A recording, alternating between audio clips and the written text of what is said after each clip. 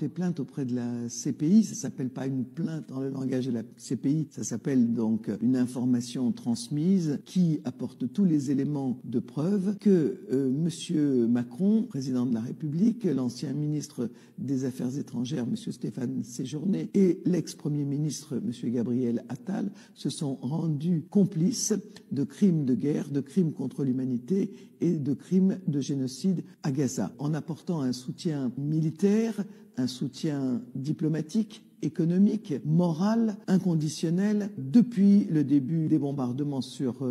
Gaza le 8 octobre, ces dirigeants ont enfreint leurs obligations par rapport au statut de Rome dont la France est partie, par rapport aussi à la Convention contre le génocide de 1948 qu'ils ont signée. Nous détaillons sur 27 pages transmises à la CPI tous les éléments, toute la jurisprudence aussi, et tous les éléments qui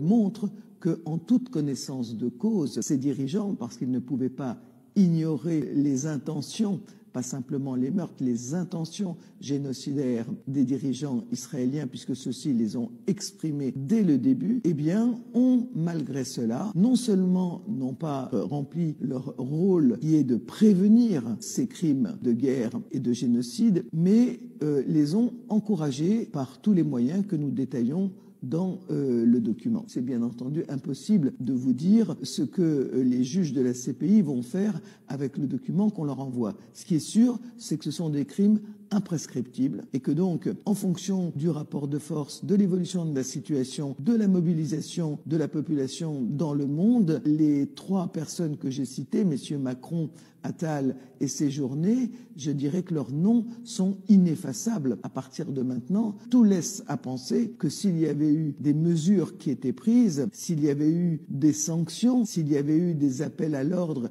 et de la part de ces dirigeants au lieu d'encouragement, eh bien, Netanyahou n'aurait pas pu se permettre d'aller si loin et pendant si longtemps.